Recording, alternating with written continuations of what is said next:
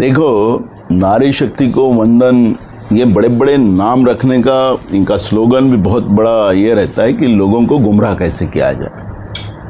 फिर मणिपुर में महिलाओं पे अत्याचार हो रहा है, अभी भी वहाँ पे जो आग लगी हुई है वो अभी भी बुझी नहीं है। देश के प्रधानमंत्री, देश के गृह मंत्री उसके ऊपर बोलने को तैयार नहीं है।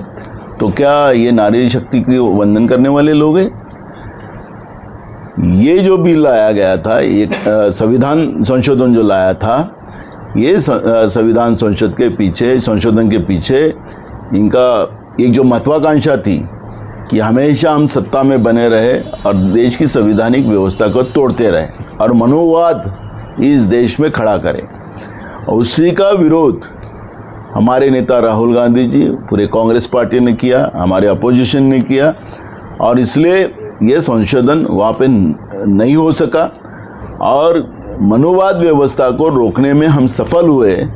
उसका जल्लोष हम मना रहे हैं। 2023 में हमने महिला आरक्षण के बारे में जो बिल आया था नरेंद्र मोदी की सरकार के समय, जो हमारा बिल था, राजीव गांधी जी के समय आया था, वो बिल का इन लोगों ने उस समय विरोध किया था।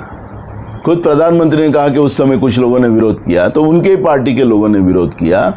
और उसमें आपने देखा होगा कि 2023 के बिल जब पारित हुआ तो उस समय में अमित शाह ने कहा कि हम जो जनगणना करेंगे, जनगणना का भी इसमें इन्वॉल्व किया जाएगा।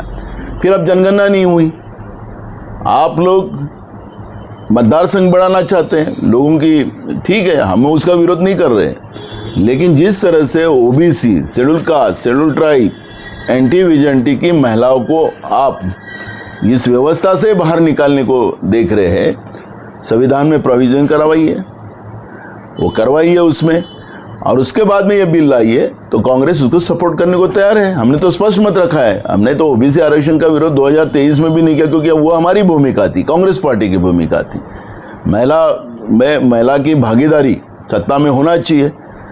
आपने देखा होगा कि राजीव जी के समय में 73वीं घटना दुरुस्ती की गई थी, तो आज स्थानिक स्वराज्य संस्था में पुरुषों से ज़्यादा महिलाएं होती हैं लोकल बॉडीज़ में।